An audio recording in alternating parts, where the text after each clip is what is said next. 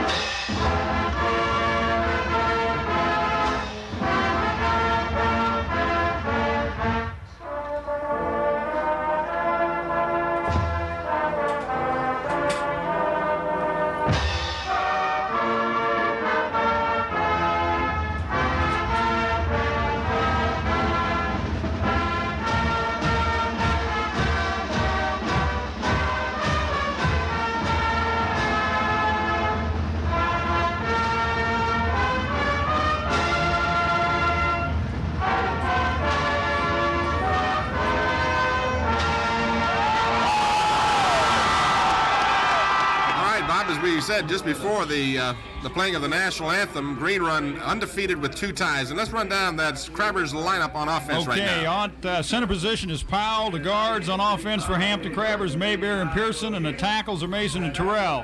The ends are Bergen and Jeter. Quarterbacking is Kroom. The fullback is Dickerson. At the halfback position for the Crabbers is, the tailback is Johnson. The flanker is Alexander, and Houston will be the kicker. Okay, we'll hold off on the but let me run down the defense real quickly. They're just about set to get the game underway. On defense, Williams will be 1 guard, Miles the other, Bergeron and Wilson the tackles. Davis on one end, Custis the other. Linebackers are Jones and Cooper. And the halfbacks, the defensive halfbacks, Alexander and Billups. The safety is Will Jeter. And as you see there, Mike Stefanico will be doing a lot of the kickoff return. Right now, we do have back in single deep in the middle of the field is Mike Alexander, number 1 for the Crabbers. And on the far side of the field is Stefanico in a receiver position. They may want to try and keep this ball away from Alexander. But we'll see in just a moment how they're going to play this. Tim, I walked out on the field earlier just before kickoff, and it's a good field out there. This is Alexander at the 15. All the way out to the 30, across the 30-yard line. So the Crabbers, with about 16 yards on the kick return, will set up 1st and 10 at their 31-yard line. We're going to find out right up front whether the Crabbers got their offense going. Last week against Bethel, they moved the ball real well, Tim, but they just had trouble putting points on the board. They did win the game because they just had an outstanding job from the defense, which Mike Smith has said all year the defense has been outstanding. Rocky Kroom is the quarterback. Dickerson is one of the backfield, and Stefanko the other.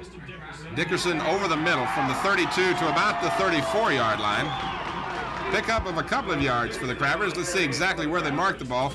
They've marked it at the 34, so it'll be 2nd down and 8 for Hampton, moving from our left to our right. Now let's, if we can, get a chance to run down the Stallions. Okay, this is the defensive Stallions. The defensive end is Fisher, tackles Shano, Powell is nose guard, Lily Florin is tackle, and Harms is the right end.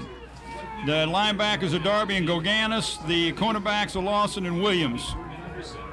We'll pick up the safeties when we get a chance, Tim. Pitch back goes to Calvin Knight, trying to turn the corner. He gets across the 35, and then he's slowed under as he crosses the 36-yard line by the tenacious Green Run defense, led over there. One of the tacklers standing out above all is Goganis, and we've talked about him. He's 6'3", according to the program. He looks like he's about 7'3". He's about a head taller than half the players who are over there. He really is. Now, the two safeties for the Stallions are Harris and Grizzard, Grizzard is also the starting quarterback for the Stallions. We'll be telling you more about him as we go along. It's 3rd down and about 6 for the 1st down for the Crabbers. So their first situation of a 3rd down. Kroom, who had such great success against Bethel, wants to pass over the middle. Stefanko went down, and now we see a real late flag, and we'll have to hold our decision here as to what that flag is going to mean. But Stefanko was out on the pattern and was knocked down. Now, whether he was interfered with, I couldn't see. Well, I see you got division with the pole, but he was definitely hit as the ball was on the way. There was no way that shouldn't have been a flag. I was very surprised that it was such a late flag coming. But that's a break for the Crabbers, and they, in the playoffs, one break could make a big difference in the game, and this is one thing that they need to get their 1st down. And if you remember last week, they had a lot of 3rd down situations that were very, very important on their first drive, that they went 80 yards and got the Mike Houston kicked the field goal. So the Crabbers keep the drive alive on the interference call. They get the 1st down at their 48, just shy of the midfield stripe, and the Crabbers get new life with 4 downs. Custis to the near side.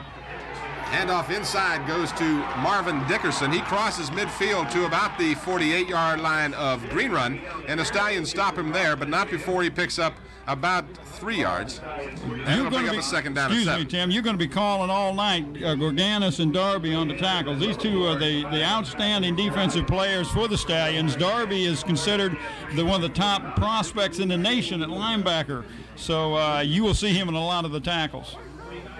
They mark the ball at the 48 of Green Run, 2nd down and 7. Fake by Kroom. He has time to pass, throws the ball a little tall for Alexander, but he really should have had that ball. It wasn't that poorly thrown, but he just couldn't simply hold on. And let's face it, game time, this temperature is in the mid-30s. We're talking 34, 35 Absolutely. degrees. And if you look out there, none of these young men have gloves on like they do in the pros, Tim, and that ball's coming. And you and I saw last night that Rocky Kroom just put on a tremendous job of passing the ball and getting the ball to the receivers, and he hit the receiver that time, but with the weather it is, we may see some drop passes tonight. 2nd down, check that, 3rd down for the Crabbers, 3rd down and 7 at the 48 of Green Run. The Stallions, one of the better defensive teams in the Beach District. Kroom wants to pass, has some time, steps up, throws, he's got a man open. This is Custis, he's got it at the 15, and he's dragged down, but not before he's inside the 10 at the 6-yard line. Oh, that was just a fantastic pass. He just laid that ball out there, and that was Custis who got the ball, just ran right underneath it, and the defensive man didn't think there was a chance for him to get the ball. He didn't play it real well, but that was a super pass, and this is what Hampton can do. They can strike. With Custis coming in, it gives him a little more depth at their wide receiver, and Mike Smith told me that he gives the leadership and stability to this offensive team. Well, Custis was out for a couple of games, and during that time, Hampton struggled, in fact, lost a couple of games. Last week, Custis was in against Bethel and made a difference in the sense that the defense can't key just on Jeter. And Jeter we'll undoubtedly see some before the night is over. Sure will. Got a timeout. Well, Hampton's taking a timeout here, Tim. There's no way they want to take a chance and make a mistake when they get down this way, but they do have a first down. And this looks, what is it, ball's on to 6, so they've got 1st and 6. 1st and goal at the 6. And while I have this opportunity, we want to make you aware of the fact that you can watch Hampton highlights at 4, 7, or 11 p.m., a program of education and information on Channel 29 daily, right here, WHCS Channel 29. Well, so far, Bob, we haven't been disappointed in what we've seen as far as the Hampton side of the field is concerned. Rocky Kroom got Hampton into the playoffs, in essence, by his passing last week. Absolutely. He drove the team against Bethel, and that's how they got where they are tonight. They didn't have real good time running the ball against Bethel until towards the 4th quarter, and tonight you notice that he has not picked up a whole lot of yardage running the ball, but if you can pass the ball and have good success with that you're going to open up the line and should be able to do a little bit better on your runs. The Crabbers come into this game averaging a little over 25 points a game on offense, but as we've alluded to on several occasions before, is the Crabbers got a lot of their points in the first 5 games, and I want to get back to that in just a moment here. Okay, Got a 1st and goal at the 6. Second man through is Calvin Knight, and he's inside the 5 to about the 3-yard line. And they've marked the ball, well, let's see, they'll mark it right at the 4. So it'll be 2nd down and goal just inside the 4-yard line. Well, we talked about, you had a chance to talk to Mike Smith, and what was his reaction about how the team did the first 5 games versus the last 5? Well, he said that he just thought that they peaked too soon, that they played too good too soon, and he thinks that they're starting to come back a little bit now and starting to get a little bit more confidence offensively. This is Stefanko, and he has stood up as he gets to the line of scrimmage. He got absolutely nothing. Mike Stefanko by the middle of that defensive line for Green Run. Well, he's running into some real big people. Mike Stefanko is not a very big runner, but if you remember last week against Bethel that Hampton tried to run the ball in and they were down on the 3-yard line, had 1st and goal and 3 and could not get the ball in. And I felt like that time that he could have passed the ball and maybe got a touchdown, which he finally did pass in the 2nd quarter and get a touchdown. Let's see what he does here, Tim. At the 4. Kroom wants to pass. He's got a man open. Touchdown. Will Jeter in the end zone. Do you believe it? I called it right that time. I'll tell you, I'm starting to understand what Mike is doing, but that's what he's got to do because the Stallions have a real good defense, especially against the run. And when you've got a receiver as good a hands as Jeter has and as good as he's got on his flankers and all, you want to get the ball to him and get that score. And that's real good for Hampton to get out and jump on the board with a touchdown right off like that. The extra point try, Houston has it up. It's long enough, and it's good. So Houston makes the score 7-0 for the Crabbers. The Crabbers take the ball on the opening kickoff and drove from their, well, let's see, I guess they started at the 31-yard line, Tim. And with the help of that interference call on the 3rd down, a big interference call, like you said, these breaks can make or break your season. And that one was an instrumental part of this drive. Well, I tell you, I was talking to Mike Smith earlier, and I kind of was commenting on the weather, how cold it's going to be and everything, and he told me that he got in the playoff, one of the first playoff games he was in, he had a pair of gloves. Somebody bought him a new pair of gloves. He said he put them on, and he says, doggone, the other team scored. He said, I took those gloves off and threw them away, and we scored, and he said, I haven't put them on since. And, of course, you know and I know that this is the 10th straight time that Hampton has made it to the playoffs, so that's quite an accomplishment. Mike Smith does a good job with his staff over there at Hampton High School. On the other side of that coin, this is the first time Green Run has ever been in the playoffs in their 7-year history, so they've got to have a little bit of the jitters tonight too. And it's the first time. You've got a veteran team here for Hampton who obviously the defending state champions have some people who have been there before. So you know that's got to make a little difference, but we'll see how much that has to go, as momentarily we should be seeing the Green Run Stallions on offense for the first time. Number 34 is back for the Stallions. Tim, you have his name. I sure do. That's Brian Hill, the co-captain. He'll be standing back at his 5, and Houston has the ball teed up. 8:07 to go in the first quarter. Hampton 7-0. This is a low squibber and is taken by one of the up men at the 15.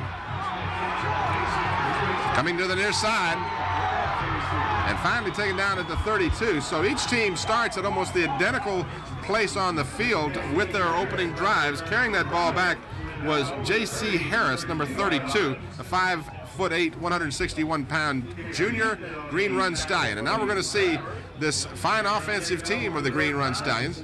And this is sort of a mirror team. Both quarterbacks throw the ball real well, and both are pretty good scramblers that can run. So we'll see what Grizzard does at the halfback's position. I mean, the quarterback position. Second man through for the Stallions is Frankie Simmons, and he crosses the 35 to about the 36-yard line.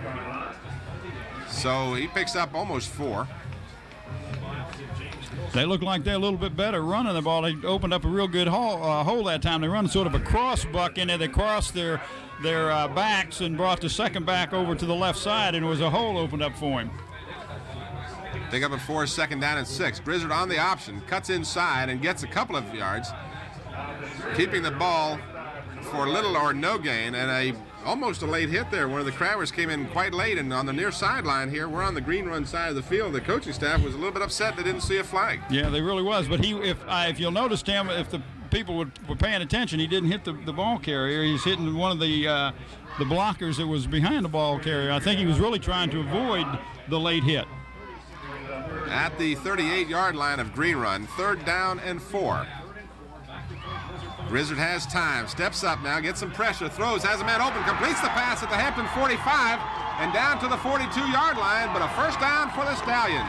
And that was a real good job because he started to scramble a little to the left, and the defensive back made a step up like he was going to go up for the tackle and left number 24 wide open, or 34 was wide open, and nobody was around him when he delivered the ball.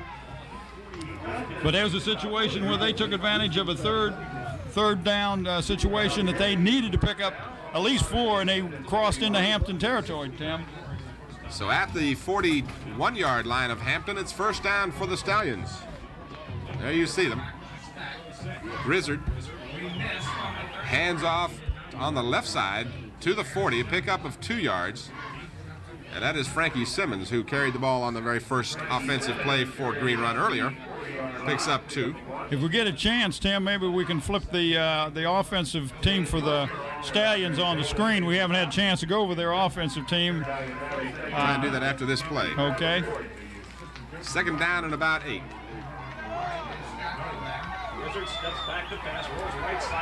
Grizzard keeps it, has some running room, and is taken down after he crosses the 35 to about the 33, 34-yard line. Well, you can see why he's an exciting player and why he's picked up quite a few yardage running that ball. Well, Grizzard's stats are not dissimilar to Kroom's. They both have about 1,200 yards passing and about 300 or 400 yards rushing, so they're very similar. As you said, a very accurate analysis of the mirror team effect, and the defense is fairly similar as well, although Green Run has given up 3 times as many points as the Crabbers have. Well, right, and they play from a 5-man front where the Crabbers play the wide tackle 6, so it's, but left this side, is going to be short of the first down is Brian Hill. And this looks like a 4th down situation, Tim. Now, what would you do in this situation? Would you put the Crabbers back?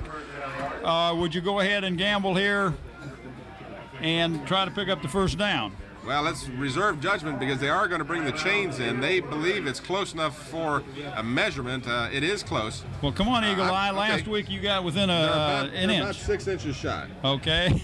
Just about 6 inches shy. I'm not used to this stadium. You have to understand. It's different. Well, we can look right at the ball placement there. See, I was off a little bit.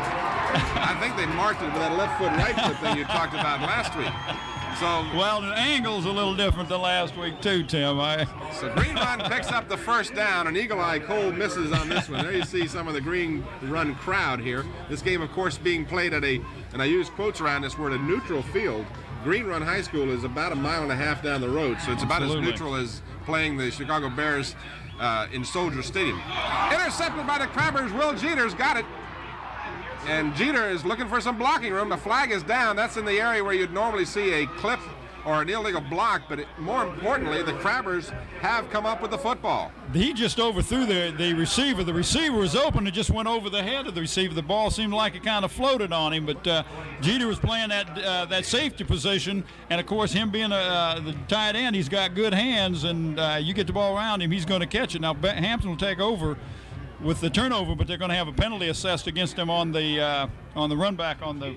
They're going to bring the ball back to the 15-yard line, but the Crabbers will, in fact, have the football, which, of course, is the important part. And a clip was the call against the Crabbers on the run back. Anytime you see a scrambling around like that, there you see a good shot of some of the Green Run players on the near sideline. But anytime you see a scramble like that on a return, you've got to know that there's an opportunity for someone to get behind someone and block them. Well, and also what you're doing is you're getting ready to block the guy, and he may turn around the other way to go change directions, and you hit him in the back. So it's usually it's not a flagrant type of thing. So the Crabbers start from their 15, a very short gain inside.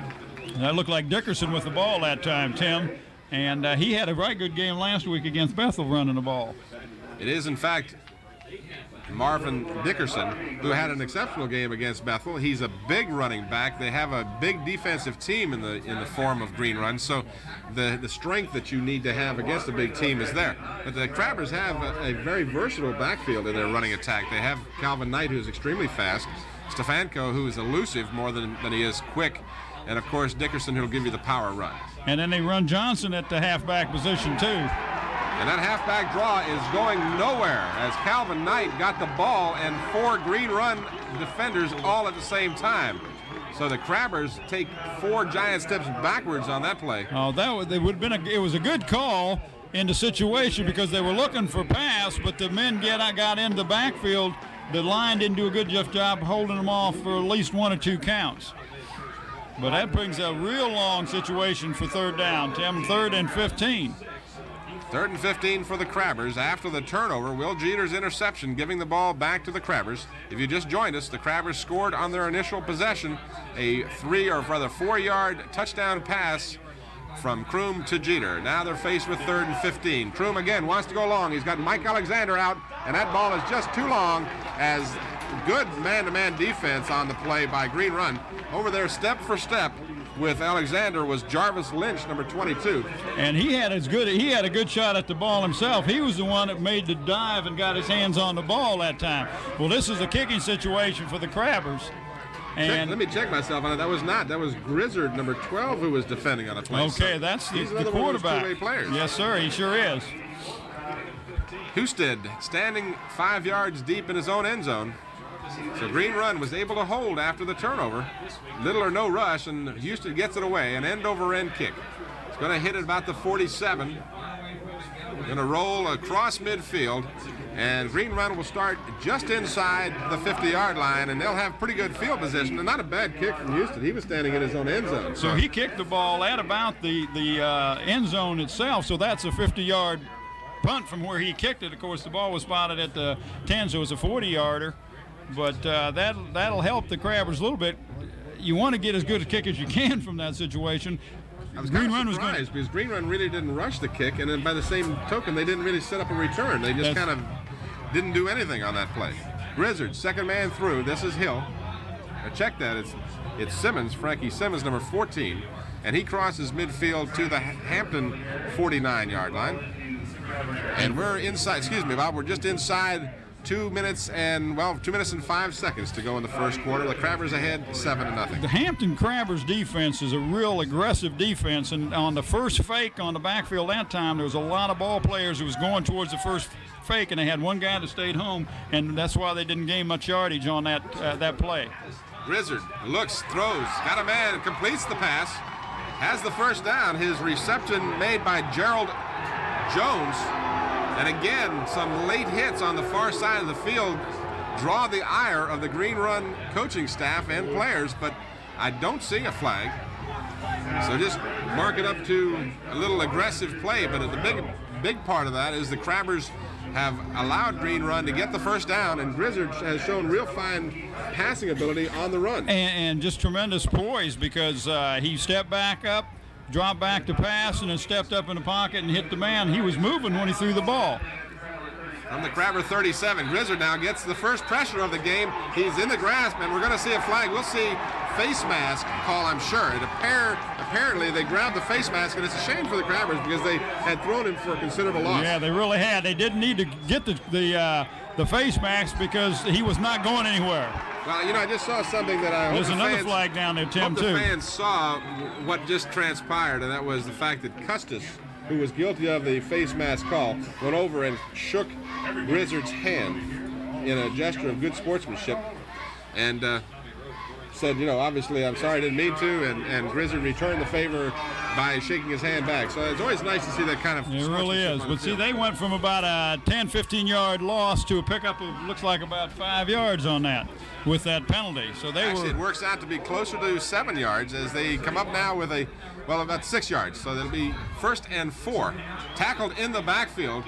The Hampton Crabbers defensive man Andrew Berggren was in the backfield and made that tackle just as soon as Matt Darby, who's that two-way player for Green Run, got the ball. He really didn't get a chance to get started. He started going around outside. In fact, he lost some yardage, Tim. Looked like he lost a couple yards on it. Brings up a 2nd and 6.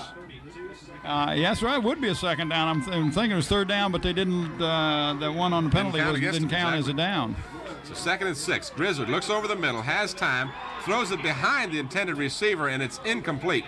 As unable to hold on to the football was Keith Goganius, another one of those two-way players for Green Run, and the ball thrown pretty well, but it was just behind him, and he had some difficulty turning around to get the ball. And he had to hurry that ball a little bit on that throw. It was a little of a rollout, like a rollout pocket, kind of a moving pocket for him, and as he turned to throw the ball, he had to square his shoulders off, and the Hampton Crabber defense was breathing down his neck, so he didn't have much time to set up. 3rd down, and this is Darby, and he is going to be snowed under by, again, that tenacious defensive Hampton, Keith Custis over there, Hurley Miles amongst others, and the Crabber defense bends but rarely breaks. I tell you, they have just, Mike Smith has just praised his defense all year long. They have just played outstanding. They have never given up, and like that time there was a 1st and 5, and now what we got? We got a 4th and 8. 4th and 8. So they took them the other way around, but that's aggressiveness, and it's hard to teach aggressiveness. As so many times, your best athletes do more. Grizzard is back in deep punt formation at his 50-yard line. You have to always watch for the fake, but he does, in fact, kick it away. It's a high kick. He's not trying to get it long. He wants to get it so one of his players can down it. It takes a Hampton roll and rolls back from about the 7 to the 13. So Hampton gets the benefit of a little gift of the roll that time. Yes. And with that, we've come to the conclusion of the first quarter. So after 12 minutes of high school action, our score, the Hampton Crabbers 7, the Green Run Stallions nothing. And Bob, your comments about the first quarter as you saw it. Well, everything was going basically like I thought they would. I had a feeling that Hampton put the ball up in the air, they would score, and that penalty that they got on that first drive just kind of gave them the emphasis, and of course they got the long pass, but the defense is just picking up right where they left off last week, Tim. They let Bethel, the first half of last week's game, I think Bethel had a total of 12 yards total offense, and it looks like Green Run's moving the ball real good, but you have to understand that there's a lot of losses in there, and the total offense won't look as good on the board. That was a good point, and they had a 1st and 5 or less, actually, on that last possession. Ended up with a 4th and 8 and had to kick the ball. So Hampton's defense allowing only 36 points all year. We're talking 3.6 points per game is incredible to say the least. They only had 3 teams that scored on them. I realize, and again, you got to take your hat off to the defensive unit, but Mike Smith will be the first one to tell you that a lot of the success from his defense comes from his assistant coaches. They just do a tremendous job for him over there. And a lot of, the head coach is always one that gets his name in the paper and all that, but those people behind the scenes, his assistant coaches, just do a tremendous job. So the Crabbers now 1st and 10 from their 13-yard line. Stefanko carries the ball for one of the few times here in the ball game so far. Stefanko comes into the game being one of the more prolific runners for the Crabbers, being in the top 10 rushers in the district most of the season. He, along with Calvin Knight. Now, Calvin Knight, in the games we've seen him play against Kecoughtan and play against Bethel. Calvin Knight really hasn't been able to get open or to get going in any of those games. He really hasn't. Now, Mike says that Stefanko is probably the best best at the tailback position as setting up the blockers and using the blockers and finding the hole. He's not as fast or strong as the other ones, but he does a good job of using his blockers. Kroom has the ball, passes, nice catch by Mike Alexander. A first down across the 30 to the 32. He did a very good job of getting in between the seam in there between the linebackers and the halfbacks, because he just went in on a hook pattern, stood there and was wide open. He threw the ball high, and I don't know if he did it because of the defensive rush and he had to get the ball, but young man went up and made a real good catch on that, Tim. So the Crabbers get a first down. The ball marked at the 33 of Hampton. So the Crabbers get the first down. Again, in the middle this time. I don't know if it was Stefanko. I'm not sure yet. Excuse me, Tim. I don't know if you was paying any attention, but the wide receiver that came over here for Hampton that time, the defensive back was about 15 to 20 yards downfield from him, and Hampton runs a play where they will turn and fire a quick pass to that wide man, and if you get the ball to him and there's a one-on-one situation, you got a good chance of springing that guy for a sizable gain. Kroom did that numerous times against Bethel with Calvin, check that, not Calvin Knight, but Mike Alexander. This is Calvin Knight, and Calvin Knight gets out close to a first down. He's going to be a yard or two shy of the first down, but that's one of the few times we've seen Calvin Knight really get a chance to run more than a couple of yards. And that's the first big gain Hampton has had on the ground tonight, Tim, that they've been picking up maybe 2 or 3 yards at the most, but that looked like he picked up, what, a good 7, 8 yards that time. Brings a third down and a long one. As they've marked it at the Hampton 42, they need to get just across the 43 for a first down. So a big third down for the Crabbers, leading 7-0, 9:50 to go in the first half. First round game of the Eastern Regional Playoffs. Right up the middle for a big gainer. That's Dickerson across midfield down to the 42-yard line of Green Run. First down for the Crabbers. Oh, there was a super block in that line that opened up that little quick hitter, and I don't know if that was a trap or not. I didn't get to see the blocking scheme, but boy, he popped through there and was in the defensive backs before they knew what was happening. And you see that so many times in a short yardage situation that he sometimes will pop that thing and go for a long distance. And now watch this wide receiver, Tim. There's a good 10 yards between the split end over here and the defensive back. That's John Crutchfield, who sets up on the near side. This is Calvin Knight carrying across the 40. So it'll bring up a second down and 9. Crutchfield, of course, had that big grab in the end zone last week against Bethel. He's not known as one of your big guns. He's certainly not a Jeter or an Alexander, but he came up with a big play last week. He sure did. Who ran the ball that time was was Knight, and Knight is the fastest of the 3 men that Mike Smith runs at the tailback. He runs 3 people. He runs Knight, Johnson, and Stefanko in that tailback position, and each one of them has something just a little different than the other one has. Kroom setting up the screen pass and completes the pass. You got a flag down, and Dickerson shy of the first down, but let's watch and see. Now, so many times, well, I won't prejudge it. I started to say a lot of times on a screen pass, you'll have that problem with a lineman releasing and maybe going downfield. But if you notice where the flag is, it's only within a yard of the down marker, or 2 yards. I think you got a yard either side of it before you got it. I can't exactly tell where I guess it looking like it's about 2 yards there. Right in the area, so they're discussing it, and I'm not sure yet with whom they're discussing the play, whether it be the Crabbers or the Stallions. Well, they may be trying to figure out whether there was an an ineligible receiver. See, and that's evidently what the call was. Okay, so it's an inadvertent flag. Evidently it was. He thought there was an ineligible receiver downfield, and there was not, because he was within a yard of the line of scrimmage. So the play stands for the Crabbers, and it brings up a 3rd and short. So a big gainer after it took a long time for that screen pass to develop. It looked like it was going to be a problem. It really did, because when Kroom was dropping back, it seemed like that the defense was getting back too soon before the screen got a chance to set up. Of course, that's what it's supposed to look like, isn't it? That's right. 3rd down and about 1. And the first down by Marvin Dickerson, as he more than got enough for the first down. He crossed the 30, and that's where he needed to get. So it'll be a first down for the Crabbers, as they'll keep the drive alive. And they've pretty much dominated the offensive play here in the first half. Well, they sure have. They're moving the ball real well, and you notice that the first drive they was running the ball, they were throwing the ball and getting the big gainer by the by passing the ball. Now on this drive, they've had one real good long pass that they picked up. When I say long, maybe 8-10 yarder, but they've been very successful running the ball. And now as long as offense can do this and keep that defensive unit on the field, it's going to demoralize the Stallions because they need to get the ball and put some points on the board. So if Hampton's to score here and put 14 points on the board, you're really putting the pressure on the Green Run.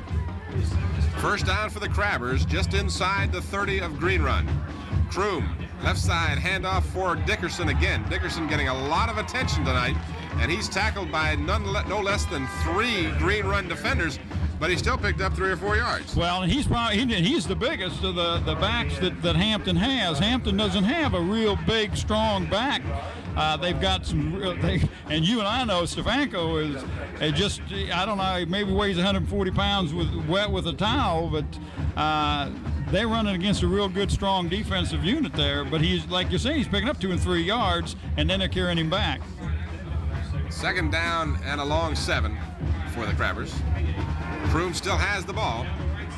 He's looking in the end zone, and contact made. I'm looking for a flag. I don't see one. There was a lot of contact before that ball got there. Sure did. Number 12, which is your, that's Grizzard. The safety man was going for the ball, and he went up for the ball and hit the Hampton man. He was just playing a center fielder out there going where the ball was going. But that was a fine throw, and had he not come over there, that would have been a touchdown for the Crabbers. Well, the obvious rule has to have been that there was no one who initiated the contact. It must have been incidental contact. It looked like a real good job of pass interference. And I think what the call would be that he has as much right to catch that ball as anybody else, and he obviously was going for the ball. And now look what they've got, a double split over here this time. 3rd and 7. Kroom is going to try and run it. He's got some running room. He's looking for a block. Oh, my goodness, what a block he picked up, too. Number 10. Going to be real close to the first down. Through a tremendous block for the Crabbers. Well, he lined up the man. I saw it coming because I saw Kroom coming to the near side, and I saw him lining up the defender on the play for Green Run was number 80, Goganis, and he was lining him up. I was just afraid he was probably going to kill him because it was really one of those plays where he could severely hurt the young man. Kroom did a good job of scrambling that time, and again, there's your mirror situation. Grizzard does the same thing for the Stallions. First down for the Crabbers. This is Wesley Johnson in the ball game for the first time, and he is down about the 27, check that, the 17-yard line of Green Run. Now, Mike Smith says that Johnson, being a tailback, is probably the stronger of the 3 tailbacks and really can get to the outside better than the others. But at that time, you notice he put him right up, he went off tackle that time, so he was going up the middle of the defensive unit. He picked up, looked like about a yard that time, Tim. Inside of 6 minutes to go here in the first half, 7-0 the Crabbers. If you joined us late, the Crabbers scored on their first possession a 4-yard touchdown pass from Rocky Kroom to Will Jeter. An extra point by Houston was good, and that's how we stand. This is Dickerson, right side, got plenty of yards, down inside, a late flag again, and he's down close to the 10, but let's wait and see who that penalty flag will be called against.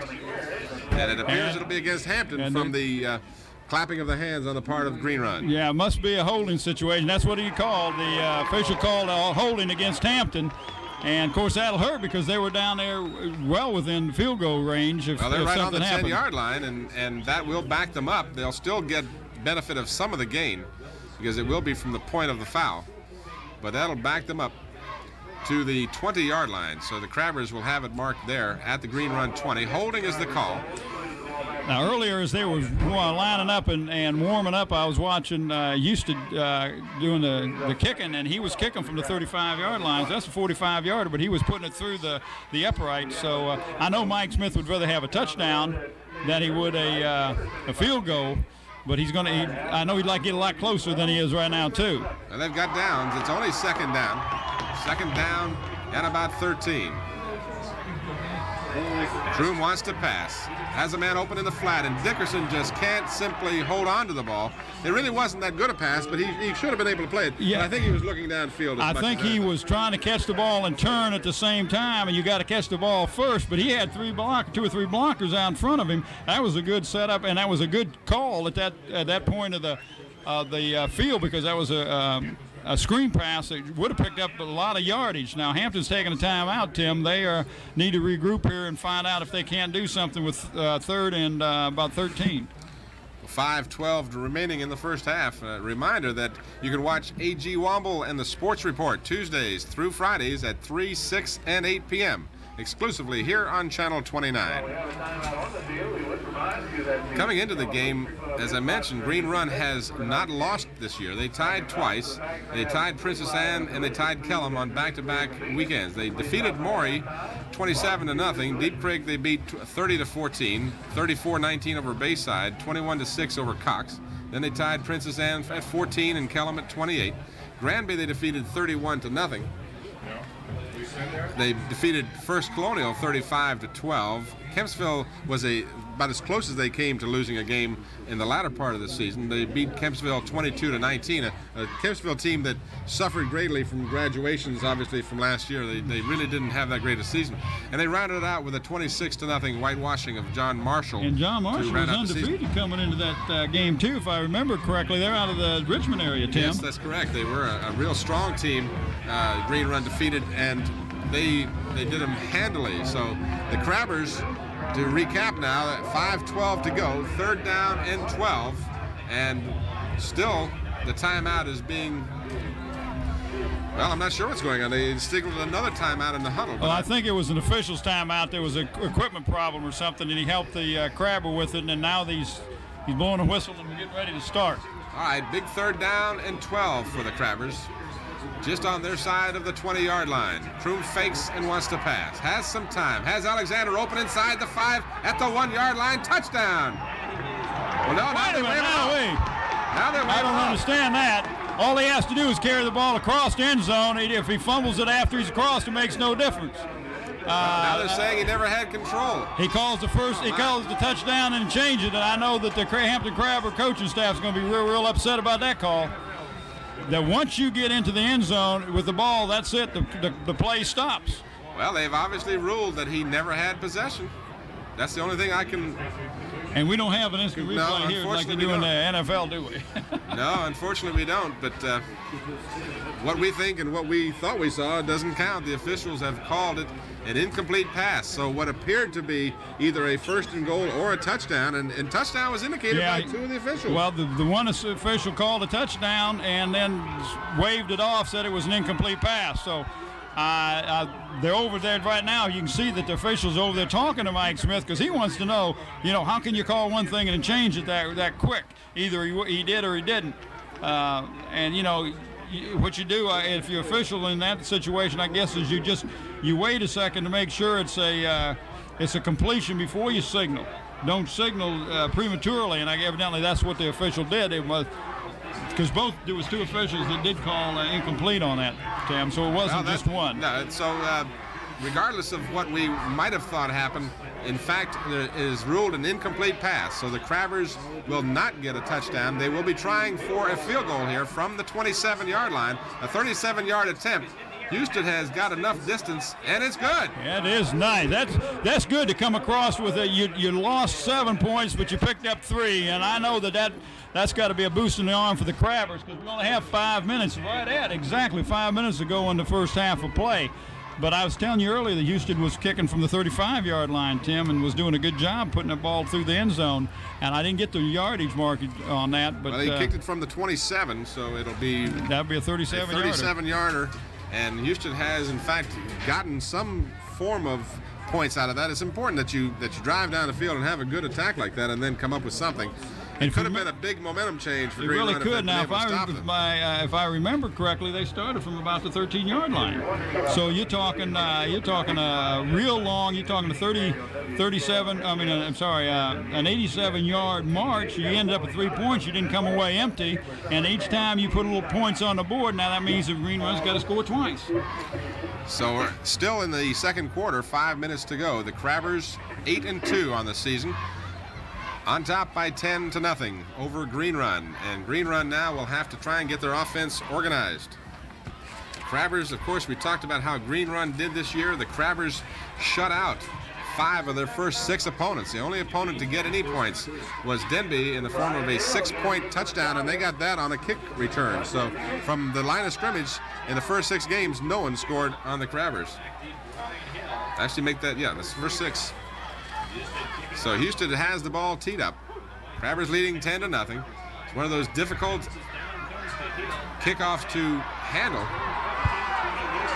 At the 30, getting some running room along the sideline, still on his feet, over across the 40 to the 44. So the Green Run Stallions will have good field position once again. And this time is Brian Hill, who did a real fine job of returning that kickoff. He really did. He brought it over to the side of the field and picked up 2 or 3 good blockers on his run back. Tim, I look for Grizzard to put the ball up a little more this time. Because every time they try to run a play there towards when they give the ball up, they lost yardage. This is it. Grizzard's got a man open, and he's got him completed inside the 30. You call that shot. Will Jeter made a good job of catching that young man because he was gone, but what he did was just did a little old fake pump, a stop and go, and defensive man that was covering him just kind of forgot about him. So that means that the Crabbers starting to get their backs against the wall, but you just made a statement earlier that they bend a lot, but they don't break. Marvin Harms on the catch. The Crabbers only allowed one team to have more than 100 yards passing against them all year long. Pitch back goes to Hill, and Hill dragged down from behind. Fine defensive play. Keith Custis over on the sideline. So Keith Custis making a good defensive play. That's what the Crabbers have done all year that I've seen them play, is they'll give up a long gainer or a good gain, and then they'll come back with a big defensive play and slow the other team down. Now, and you notice, again, he picked up maybe, about a yard and a half on that play, but that was a running play. And he just did a good job of stringing it out, making him run what we call east and west rather than north and south. Yeah, but he's going to put the ball back up, Tim. I just feel like he's got to pass the ball. And Grizzard does step up, throws, and it's right into the hands of Mike Alexander at the 10-yard line, and the Crabbers will set up 1st and 10. So Mike Alexander, who again, another offensive player as well as defensive player with the good hands, comes up with that interception, and that's the 2nd turnover that the Crabbers have come up with. Well, that time he just overthrew the pass receiver completely. I mean, Alexander was playing back like on a center fielder, and the ball came right to him. Frankie Simmons was the intended receiver, and he's helped off the field. He was shaken up a little on the play. And the Crabbers, however, have the ball at the 8-yard line, deep in their own territory, but with the ball nonetheless. 3:21, the clock moving. Excuse me. I'm sorry too, Tim. The Hampton's got a lot of confidence in the offense that they didn't have 2 or 3 games ago. Stefanko gets up close to the 10-yard line. Crabbers right now, of course, want to get a little breathing room. Literally with the goal post right behind them, they need to move that ball out. They mark it at the 9. Now, Tim, I would in this situation, I would not pass the ball, right? Because I'm a very conservative Mike never person. passes the ball in this situation. Yeah, watch it. Mike Smith is very unpredictable, and that's what makes him a good coach, because you can't predict what he's going to do, and he'll do what you're not expecting, and that's why he's very successful. 2nd and 9. Again, this is Dickerson, and he's got the 1st down and more, but he fumbles the football. He's hit hard and fumbles the football, and I believe Green Run has it. Dickerson had crossed the 30. The ball was knocked loose, and, well, they still haven't signaled. But one of them was signaled one way and one signaled the other way, so, again, I don't know. All right, they have, in fact, indicated Green Run has recovered the fumble. So Dickerson got more than enough for the 1st down, but hit hard, fumbled the football. Well, they're still scrambling around there, and there's still half the players pointing in one direction and half the other. And, of course, what a player is trying to do is he's pointing one way and pointing the other way, hoping to influence the official a little bit. And the Hampton players, again, obviously upset. They felt they had covered the ball. Well, I tell you, he came through that line of scrimmage like he was shot out of a cannon. He was in the backfield before anybody else knew what was happening. But we got 2:29 and counting on the time, so Stallions don't have much time, Tim. They're going to put the ball up in the air, I know. From the Hampton 31, exchanging turnovers. First the interception, now the fumble. Right side across the 30 to the 29. Again, carrying the ball is Matt Darby, number 43, 6'2", 185, a senior for the Stallions. And he picks up about 2.5, 3 yards, but more importantly, the clock is running with 2 minutes to go, exactly in the first half.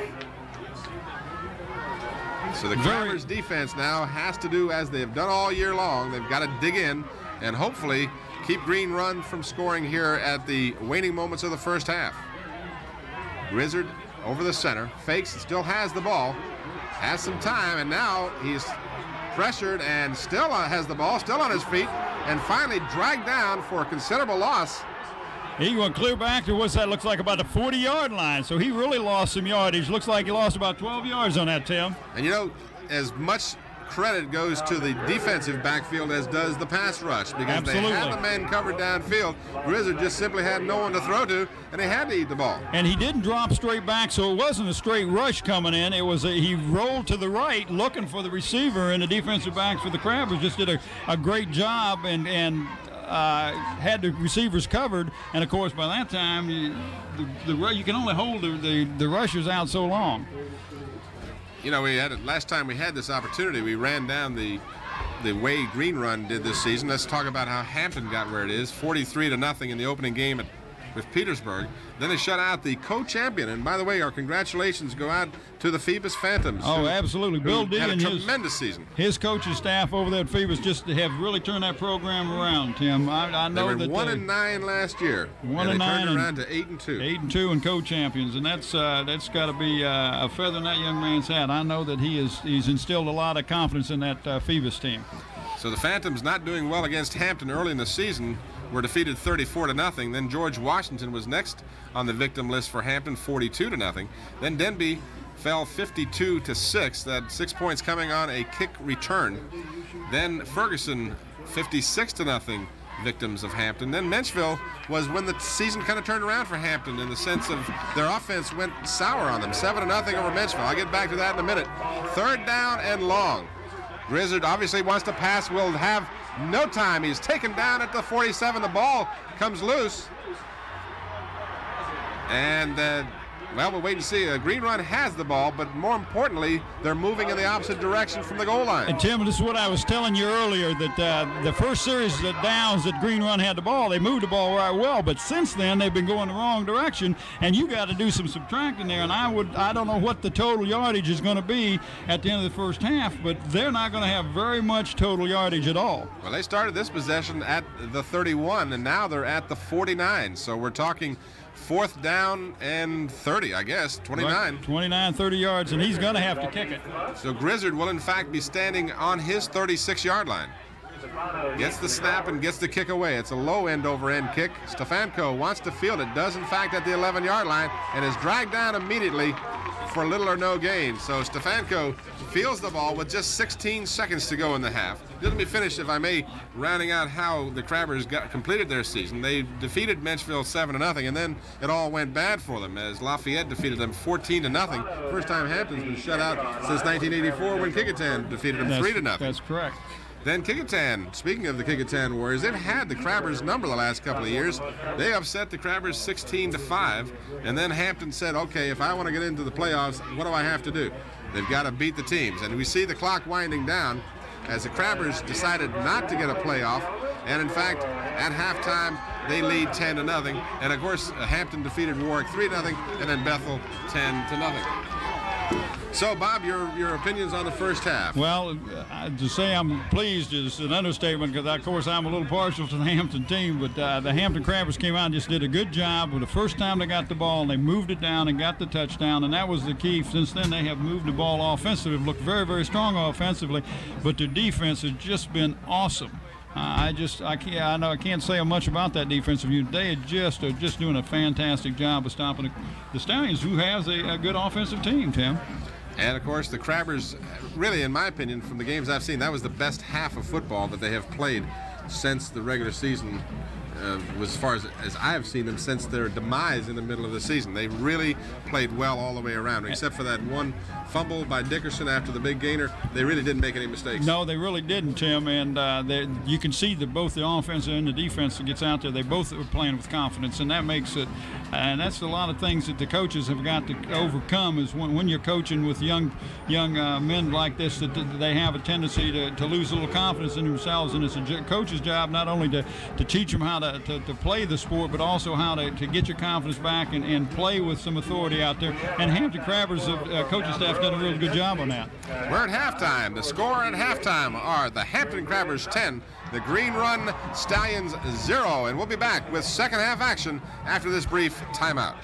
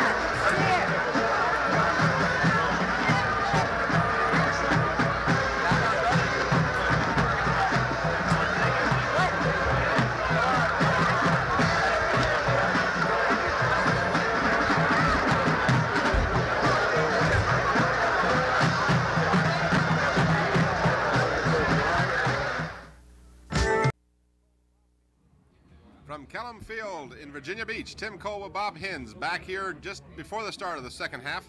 The Hampton Crabbers on top 10-0 on the strength of a 4-yard touchdown catch by Will Jeter in the first quarter at 8:07. The extra point by Houston was good, and Houston later on added a 37-yard field goal with 5 minutes to go in the half to make it 10-0 at halftime. Our unofficial stats here at halftime: Hampton has 7 first downs. They have a total of 155 yards, both passing and rushing. They have 89 yards on the ground and 65 in the air, 3 out of 9 with no interceptions. And of those 89 yards on the ground, Dickerson has 65 of those yards. So Marvin Dickerson, in spite of the fact that he coughed the ball up late in the first half, has a real nice evening going for himself. On the other side of the coin, Green Run has but 4 first downs. They have had 2 interceptions. Their passing is 3 out of 6 for 63 yards, 2 interceptions, and they have a minus 10 yards rushing. So that Hampton defense is doing a yeoman's job again, stopping the running attack of the Green Run Stallions. Well, they sure are, Tim. It's this is what Mike Smith has said all week, and every time I've talked with him, he just can't say enough about that defensive unit. It's the offense that he thought peaked too soon, that they just got too good too soon, and they came down. But as you said, as one of the assistant coaches past us, Coach Washington went by, you said it looks like the Crabber offense is back now. And coming up with those 2 key interceptions for the Crabbers were 2 of their better offensive players. Will Jeter got one of those, and Mike Alexander the other. So they've got 2 grabs that are just as important as if their quarterback had thrown, even more so, because they gave the ball back to the Crabbers, who will, by the way, be kicking off to start the second half. The fans just saw that on the screen, that the referee signaled that the Green Run would receive the ball and Hampton's going to be kicking off. So that puts that defense right back out there. They have come up with the big plays every time that looks like the Stallions was going to get something to go, and they either come up with a turnover or they sack the quarterback. And I don't know how many times the quarterback Grizzard has been sacked, but I think about 3 times that he's been sacked. And of course that makes negative yardage, and that's why they've got that minus 10 yards. Well, that's where it comes from exactly, as Grizzard is minus 19 rushing in the first half. And for the Crabbers, they had 10 yards rushing out of Rocky Kroom, and they had 11 yards from Knight, and 2 yards from Stefanko, and 1 yard from Wesley Johnson. As we are set to go with the second half, the winner of this game to play the winner of the Great Bridge Norview game. Houston approaches, and we're underway.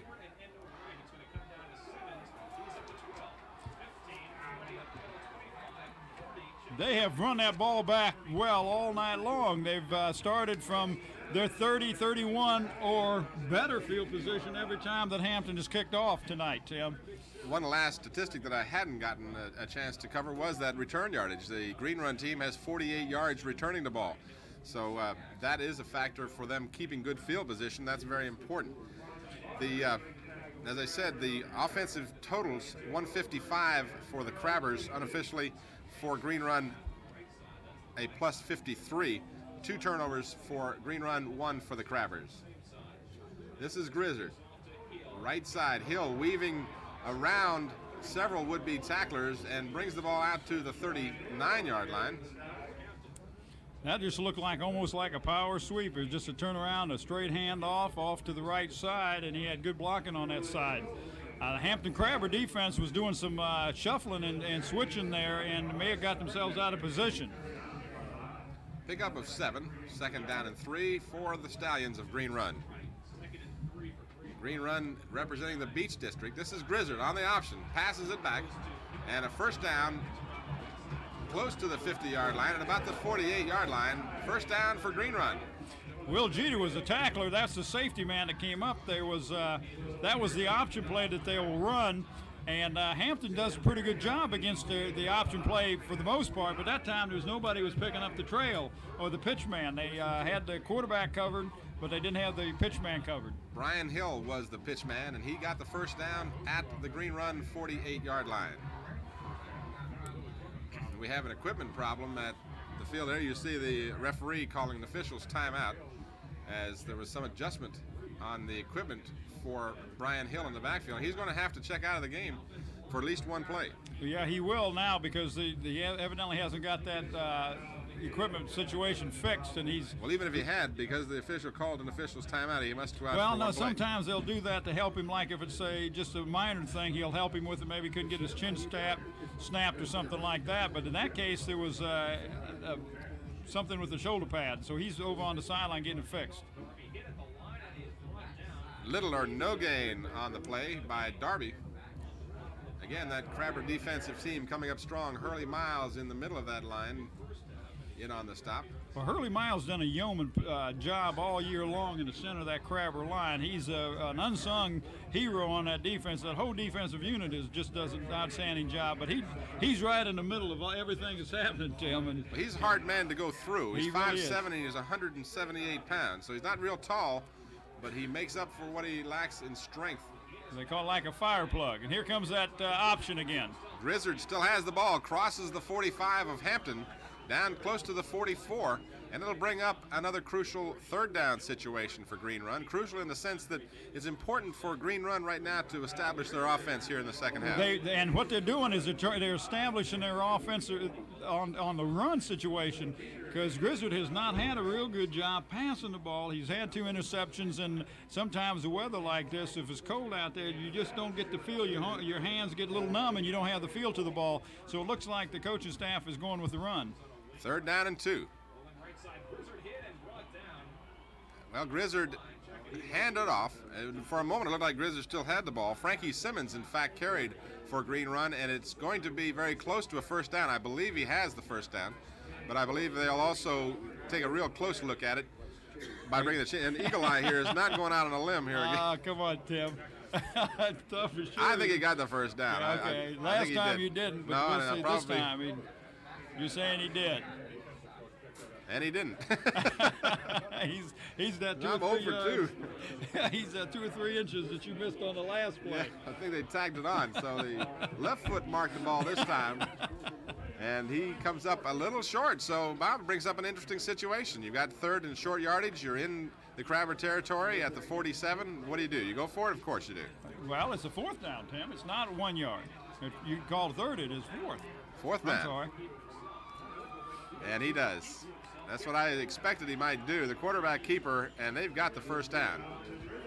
You got to do it. And that's the best play when you got 2 or 3 inches like that, because you don't take the gamble of a handoff and a fumble and a miscommunication in the backfield. Just take the ball from the center and just move forward and get the 2 or 3 inches. So the ball is marked about a foot shy of the 40-yard line. It'll be a first down for Green Run. That's their 2nd first down here of the second half. They only had 4 in the entire first half of the ball game. So Green Run now moving the football. And just as quickly as they have some success, they don't have success, as Frankie Simmons is tackled in the backfield. Over there was Mike Alexander for 1, among several other Crabbers.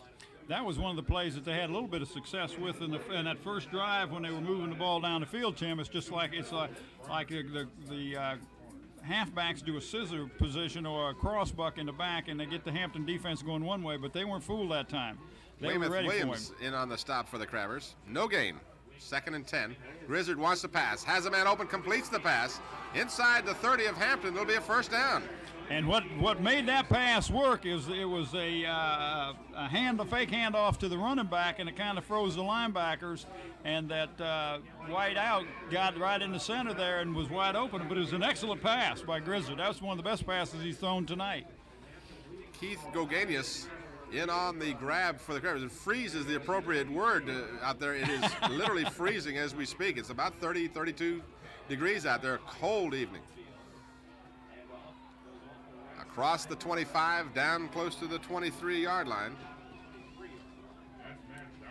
Well, we have been watching all year that Hampton will give up some yardage, but when you get down there and try to score on them, that's when they really get tough. And they're getting down now where they're close to the 20-yard line. Matt Darby, number 43, carried that time for Green Run. Picked up 5. 2nd and 5. Ball marked at the Crabber 23-yard line. Grizzard keeps, pitches back, and Darby crosses the 20 to about the 19, and then we have a late flag. And I think we're going to see Custis called for a late hit on Grizzard. So a bad play on the part of the Crabbers that time. It really will. That'll hurt you, because if you remember on the first time that the Hampton moved the ball down and scored in the first series of downs, that they got a interference call that gave them a first down and moved them down and kept the drive alive. Of course, they were moving the ball here anyway, but that moves that ball half the distance to the goal line, Tim. So after a fine pickup by Green Run, they will in fact be the benefactor of a penalty, unnecessary roughness against the Crabbers, and they'll mark it off, and it'll be a first down for Green Run. Seems to me we've seen more flags tonight than we saw in the last game when the Bethel and Hampton played, which is always an exciting ball game and a hard-fought contest. But most of the flags tonight seem to be going against the Crabbers. Now, I don't know what the statistics are on that, but that puts them down in really in scoring position now. The Crabber defense is really going to have to get tough here. Crabbers penalized 3 times for 40 yards in the first half. Green Run but 1 time for 10 yards in the first half. So the Green Run Stallions get another first down, and they've got it down inside the 10, 1st and goal. Grizzard still has the football, and he's got a couple of Crabbers on the far side of the field that were not fooled by the fake. And that's exactly what that was a naked bootleg. He faked the ball and tried to go around to the side by himself with it, because he is a good runner, and he's picked up quite a few yards this season on his own. But the defensive unit for the Hamptons, they come to play. They're not sitting around waiting for you to come. They're going to go out there and take it to you. We're down to 6 minutes and 45 seconds to go here in the third quarter. Green Run has had the ball the entire third quarter, as they took the opening kickoff and have taken it down inside the Hampton 10. Grizzard throws for the corner. He's throwing, and it's caught. What a fine catch. Now that was a super catch, because the defensive man went up and I thought was going to get touch that ball, but he didn't touch it. It went right over his hand, right into the offensive man for a touchdown for the Green Run Stallions. That's an 11-yard touchdown pass. And on the receiving end was Dwayne Brown. And that tightens this ball game up considerably, 10-6 in favor of the Crabbers. Dwayne Brown on an 11-yard pass catch in the corner of the end zone, and Grizzard just simply threw that ball up to a spot. He did that, and he really kind of threw it up for grabs. The defensive man for the Crabbers just did made a poor decision there. We've got an injured player on the near sidelines, about the 13-yard line. One of the Green Run players is down, and they are attending to him, and that's the cause for the momentary delay here. But to recap for you, the second half kickoff taken from the roughly the 30-yard line for Green Run, and they've gone down and scored and used almost 6 minutes of the third quarter in doing so. Well, that really puts the pressure right back on the Crabbers, because this will give the Green Run a lot of confidence moving that ball offensively. So they're going to have to get tough here. That intangible momentum that so many times is spoken about is something we'll have to wait and see, whether the Crabbers are in fact going to be on the wrong side of that. They're going to go for 2. Grizzard looking to make it 10-8 if possible. He's rolling out, looking to pass, gets pressure, throws it now, and they caught it. That was unbelievable. I don't know how that guy caught that ball. But it must have been 4 or 5 Hampton Crabbers around him when he threw that ball, and it threw around the receiver, and ball got through, and that makes it 10-8. So that means a field goal by the Stallions will put them ahead, Tim. So the Crabbers now will have to regroup on offense. Again, that ball was thrown into a crowd. It most certainly was. And it was up for grabs, but Green Run comes up the recipient of the catch. So they get the 2-point extra conversion. I did not see who caught the ball, but Green Run nonetheless gets the 2-point conversion. So we're looking now at a 10-8 ball game, and very quickly the complexion of this game has made a major change. It most certainly has. They came out and they carried that ball down 70 yards and just went right down the field, and there wasn't a major penalty against the Hampton, but it was not a crucial situation that gave them a third down or anything. I think it happened like on second down, and they were like 2nd and 6 or 2nd and 5, so all that did was move the Green Run down there with 1st and goal from about the 10-yard line, and of course, they took the ball right in, scored on a nice pass. He put the ball up in the end zone. Hampton made a poor choice on the defense. He went for the interception rather than knocking the ball down, and of course, then to get the 2 points on the conversion. You know how that goes, don't you? It'd rather be lucky than good. You better believe it. But the Crabbers leading by a scant 2 points now. 6:32 remains in the third quarter. Alexander back deep, wants to take the ball and does at the 11-yard line. Trying to get to the outside, is struggling and will not get free. He's driven out of bounds at about the 20-yard line. So the Crabbers now will have to hopefully regain the momentum for them, because they have seen Green Run come out here fired up. The Green Run team obviously making adjustments at halftime, and they are back in the ball game. They really did, Tim. They made some tremendous adjustments. They moved the ball on the ground, and you remember in the first half stats you get, they had a minus 10 yards on the ground, and they picked up most of the yardage on that drive running the ball, and the passing, of course, is what got them the touchdown and the 2-point conversion. Calvin Knight slashes off the right side, and you can see the Green Run defenders are fired up. They're giving high fives on every play, as they are, as I said so many times, the offense will trigger the defense, and it'll get them excited. So Coach Mike Smith's got to get something going here for the Crabbers. He most certainly does, Mike. But you know, check me. I'm called you Mike, Tim. You had said earlier that there's a lot of players that play both ways. So you come off the offense and you're all fired up, and it gets the other defensive people that are sitting on the sideline when they come in fired up also. Gain of 3 on that last play. This is Dickerson as he crosses the 25 to the 26. A pickup of about 3. And it'll bring up a 3rd down and 4 for the Crabbers. So the Crabbers now facing their first situation here in the second half where they have to come up with a big play. 3rd and 4 as the play is brought in from the far sidelines in the form of Calvin Knight. He'll bring it in to Rocky Kroom. And the Crabbers leading by a scant 2 points. There you see them, the Crabbers in the black pants, white jerseys, and red numerals. Kroom wants to pass. Throws it downfield. He's got Will Jeter, and he has it momentarily, but can't hold on to it. And the ball harmlessly falls to the ground. The Crabbers will be forced to kick. Well, that ball was put right there. Will Jeter should have caught that ball because it was hitting right in the hands. And that, of course, will make up a situation where the Crabbers are going to have to punt. And from where they're punting, that means Green Run's going to end up with pretty good field position. The wind not a factor this evening. There is virtually no wind whatsoever, much to the delight of the fans here. With as cold as the temperature is, it could have been excruciating out here, but it's not that bad. A good kick, fair catch, and it takes a great Crabber bounce all the way down to the 27-yard line. So from the 27-yard line, the Green Run team will have about as poor a field position as they've had this evening, and that's not bad. No, it isn't. And that is the worst position they've had. I think they've started at the 30 or 31 or better field position every time they've got the ball tonight. So Green Run now trailing by only 2 points, gets the ball back. The Crabbers unable to do anything in the one possession they've had here in the second half. We're inside of 5 minutes to go in the third quarter. Well, let's see how tough this Crabber defense can be, because they really are putting it to them this time.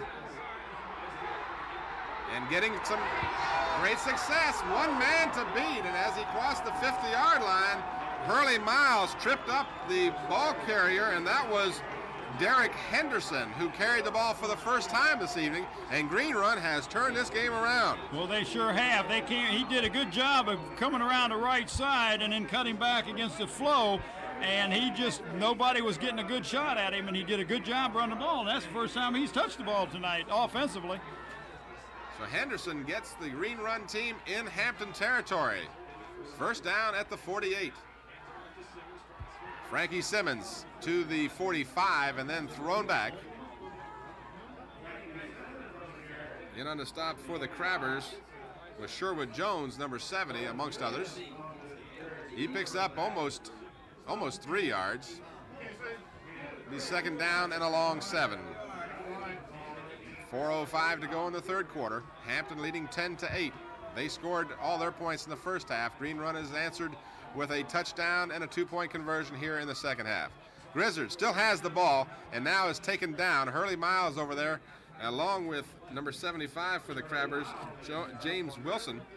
And he tripped up Grizzard before Grizzard could get really going. So Grizzard gets maybe half a yard. Well, he basically just got back to the line of scrimmage, Tim. I don't think that he picked up anything on that. But this is a big situation for them, a 3rd down and long. Looks like about 8, and it's a passing situation for sure. Of course, I've been wrong before, so. Grizzard does want to pass, get some pressure, hit just as he throws the ball, fielded on the one hop, and of course incomplete. And now 4th down for Green Run, as a couple of the Crabbers got in that backfield and made Grizzard pay for that play. Along with Hurley Miles was once again James Wilson, number 75, getting good pressure on Grizzard and maybe forced him to throw that ball a little quicker than he wanted to. Yeah, he really did. He was coming over to the right, so he was sprinting out a little bit, and the ball was just thrown real short. But he was getting a whole lot of pressure. Now he's back to kick, and of course, when you got a quarterback, he can do a lot of things from that kicking position.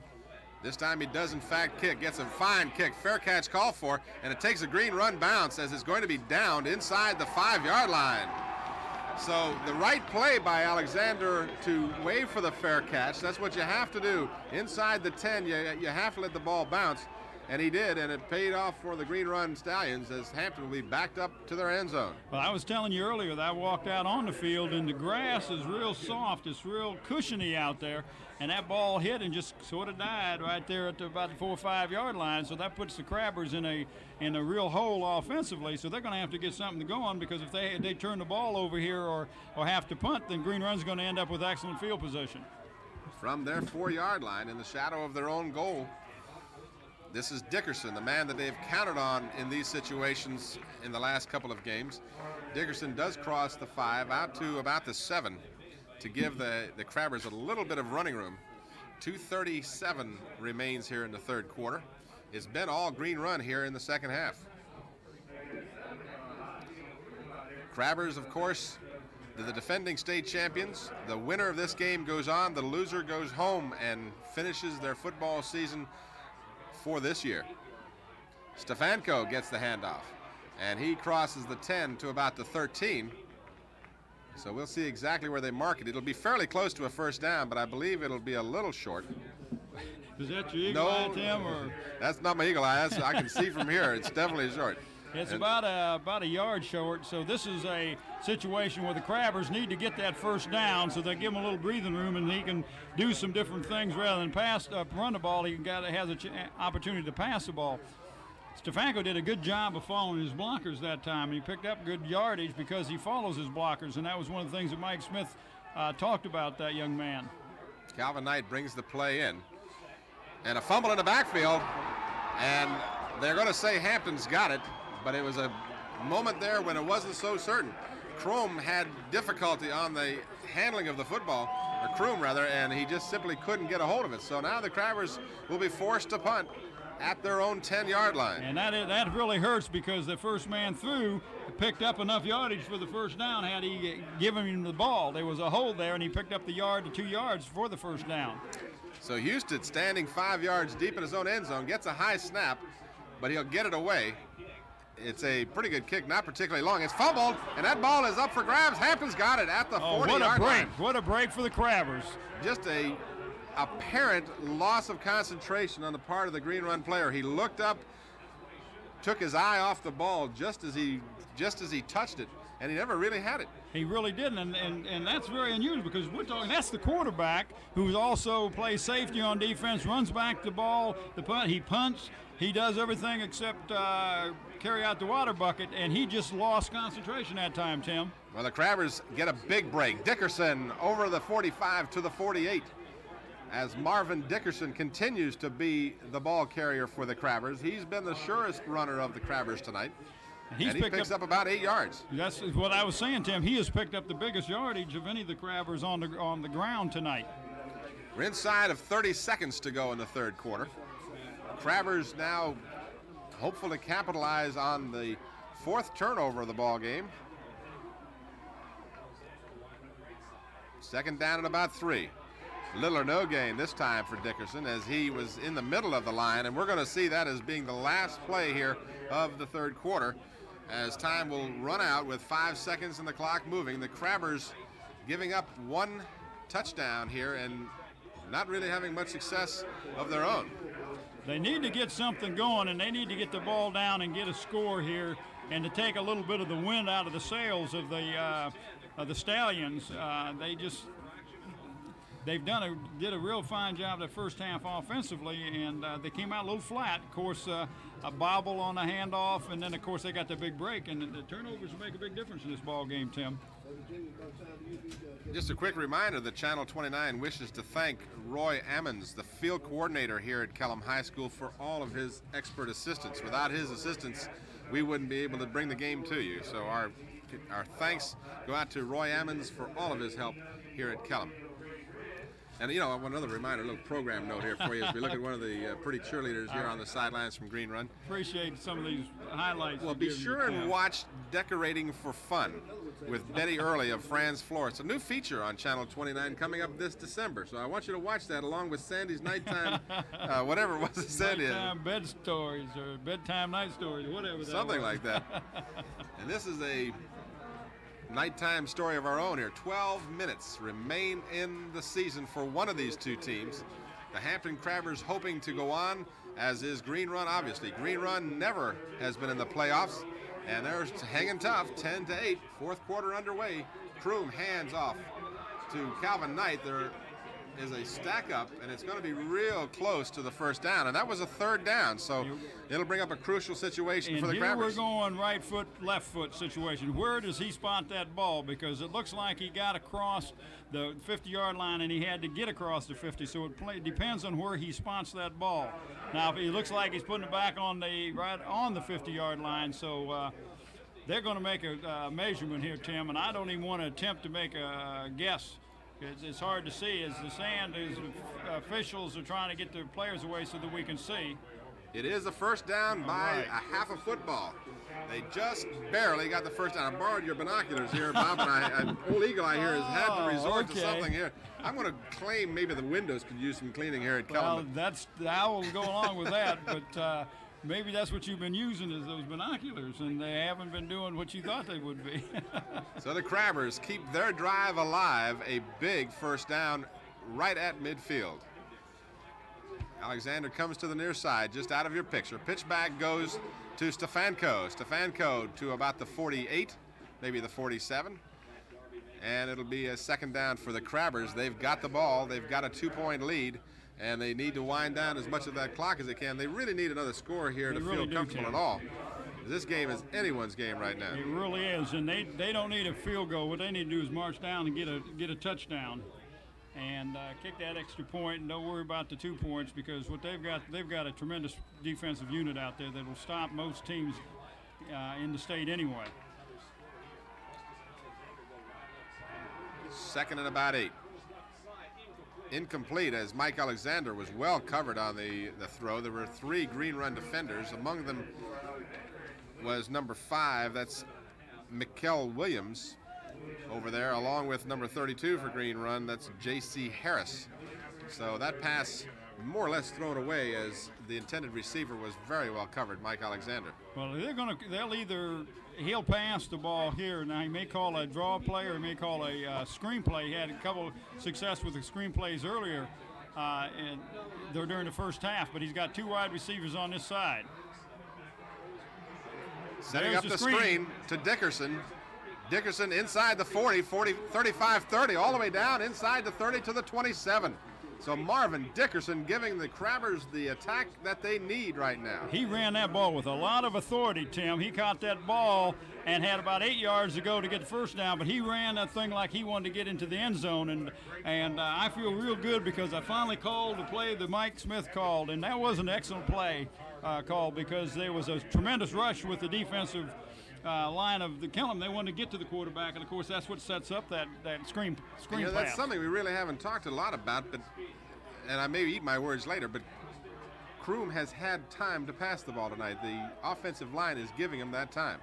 Stefanko darts inside the 25, down close to the 20-yard line. So he picks up almost 7 yards on the carry. Stefanko real quick, very short, 5'7", 140-pounder, but he is extremely fast. and he marks the ball at the 20-yard line for the Crabbers, picks up 7 yards, so it's 2nd down and 3, and this is what the Crabbers needed, was a sustained drive like this. They right sure now. did, Tim, and to echo what you were saying earlier, that the quarterback for Green Run, Grizzard, has had to scramble and had a lot of pressure on him every time he's passed, and it seemed like Kroom has had time to sit back there and find his receivers. Calvin Knight will be dragged down after a short gain, if at all. In quickly for the Green Run Stallions, number 43 was Matt Darby, one of those fine defenders that Green Run possesses. A little more than 9 minutes to go in the 4th quarter. We were here, of course, last year for an exciting ball game that was not dissimilar to this game, and that was that game with Kempsville. That's right, and that thing was broke open in the last quarter when Will Jeter caught a pass and made a fake to the inside and ran it in for a touchdown. Dickerson gets the call inside the 20. Close to a 1st down, but it's going to be real close. We'll wait and see how they mark the ball this time. Well, Mike Smith could kick a field goal here and give them 13 points, which means that Green Run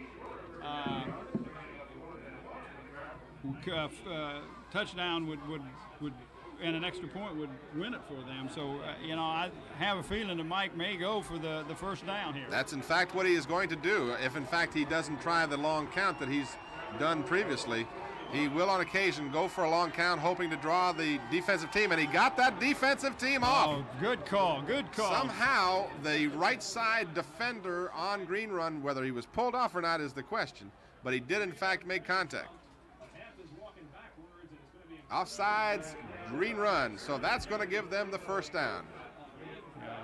But that's good coaching and a very tremendous discipline on that offensive unit to walk up there and sit down.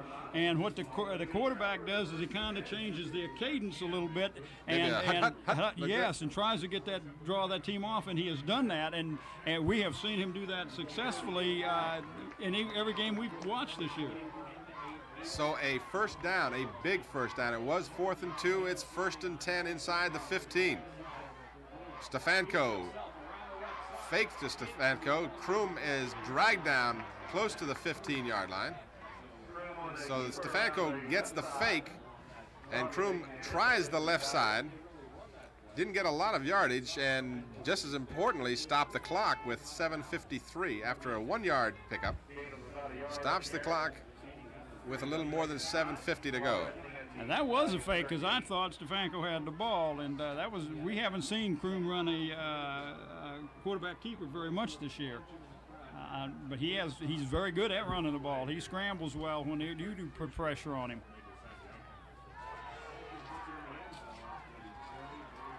Ball is at the 14-yard line of Green Run. 2nd down and 9. Stefanko on the draw inside the 10, down close to the 6.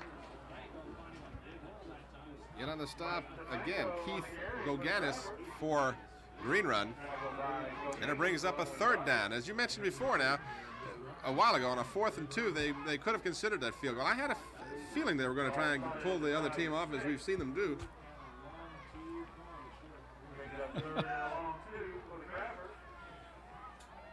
I tell you what, Tim, the Hampton has come back here and has not let that score that the Stallions do stop them. They're moving that ball well down the field. 3rd and 2 on the option. Wesley Johnson is hit, and no 1st down coming for the Crabbers. So that didn't fool anybody.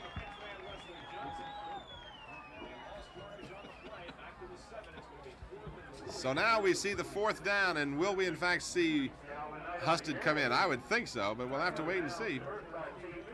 There you see the coaching staff, or part of the coaching staff, on the sidelines here yelling instructions into the Stallions, and apparently they're going to go for it. He's got to go for it here, because a field goal is not going to. Well, a field goal would make that the Stallions would have to score a touchdown. But with 7 minutes to go, he's got a lot of faith in his defensive unit, but he's showing some faith here in that offensive unit. Well, and if you give the ball up, you've got the other team on their 7. So, well, he's going to, again, that's what I thought he might do. He's done this before. He goes up there, looks at the defense. If it's just the right defense for what he wants to call, he may go with it, or he may go with a long count as he did before. Well, and he may have walked up there with the idea that he was going to try to draw him offside again too, Tim, but in this case, what you get is half the distance to the goal line. You don't get the full. I'm not sure where the ball is spotted. If it's well, it's spotted right about the 7-yard line, and that would have been real close to a first down. That would have been very, very close to the first down. Right, that was a good call. But I'm real anxious to see what Mike is going to do. I don't see Houston in there. It doesn't look like they're going to go for the field goal. So we're going to see in a moment here. I have not seen Houston come out on the field, so apparently that was not part of the fake. They did not intend to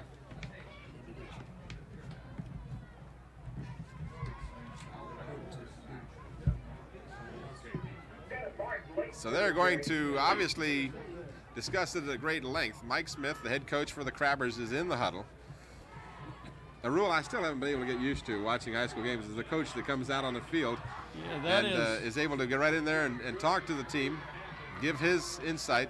The Crabbers are not going to go for the field goal, as we had discussed the different options that they had. I look for a pass play, Tim. I really do. I look for a rock to hit somebody across the center. That's what he's looking to do, and he's got Jeter. Touchdown! Will Jeter did it last year, if you remember, Tim. We came out here on this field, and Will Jeter made a touchdown to kind of seal it up for Hampton. And it's really going to put a whole lot of pressure on the Green Run Stallions to get back in this ball game now, because they have got to score twice, not once, but twice, to get back in this ball game. Because all you have to do is kick the extra point to 17, and two 8 points, only 16, Tim. So Houston on the field to try the single extra point try. Will Jeter, a 7-yard touchdown pass from Rocky Kroom. It's up, it's long enough. Right down the middle. And it's good. So now, a different complexion to this game, as it is now 17-8 in favor of the Crabbers. You got 7:04 to go, and what do you do on defense now for the Crabbers?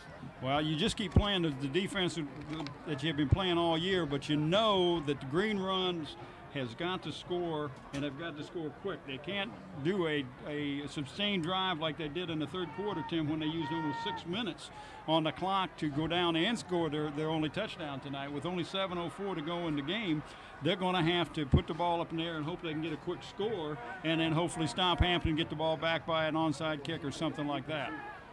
Trailing by 9 points does create that problem for you. You obviously are taken out of the possibility of the 2-point conversion helping you. So you have to go for 2 scores, as you say. You've got to have a touchdown, and you've got to have another score. Well, you sure do. And if remember now, Tim, that every time that Hampton's kicked off tonight, Green Run has ended up with real good field position. They've had a very good success in running that ball on the kick return. So the worst they've ended up with is about the 30 or 31-yard line. So let's see if the Crabbers can do a little bit better job on their special teams this time. Houston has it teed up. Standing back at the 5-yard line to receive the kick, Keith Goganis. It will not be fielded by him, however. So again, the Hampton Crabbers are giving up yardage on that kick return, and Green Run will again have excellent field position at their 43-yard line. They have all year. All game. They've run that ball back and have gotten real good field position. Now's the monkey's on the Stallions' back, Tim. They got to come up with a score, and they've got to come up quick because we're at 6:50 and counting. From their 42, Alton Grizzard, the quarterback, straight back, wants to pass, has a lot of time. Has a man open, completes the pass at the Hampton 45, driven out of bounds at the 46, but a first down for Green Run. Well, he had a lot of time to pass that ball that time. The receiver went down and then came back to the ball. He was well covered deep, but not short. And, of course, that's what Hampton doesn't want to give them the first down and let them move the ball. So a quick first down, the ball marked at the Hampton 46. First and 10 for Green Run.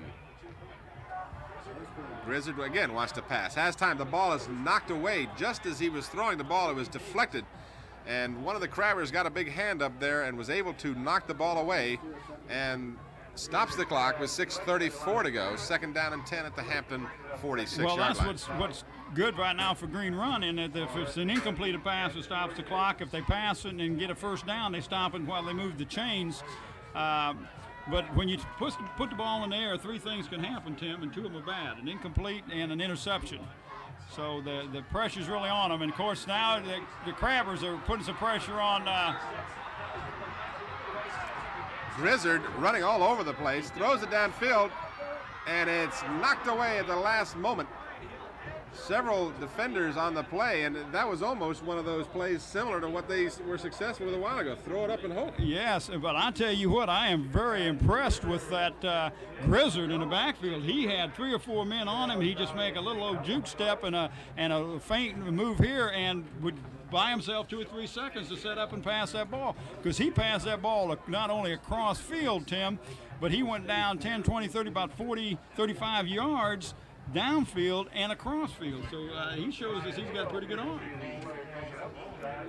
We have an injured player on the field for Green Run down at about the 20-yard line. They are attending to him. There you see on your picture the Green Run player. I will not attempt to identify the player. I can't see whose number that is. But just to recap very quickly for you, if you've just joined us, the score is 17-8 in favor of the Crabbers. 6:21 remains in the fourth quarter.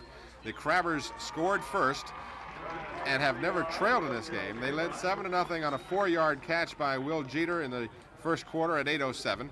An extra point by Houston was good. Houston later added a 37-yard field goal with 5 minutes to go in the half, making it 10-0 at halftime. And then in the second half, Green Run took the opening kickoff of the second half and drove 70 yards, capped with a 11-yard touchdown pass to Dwayne Brown.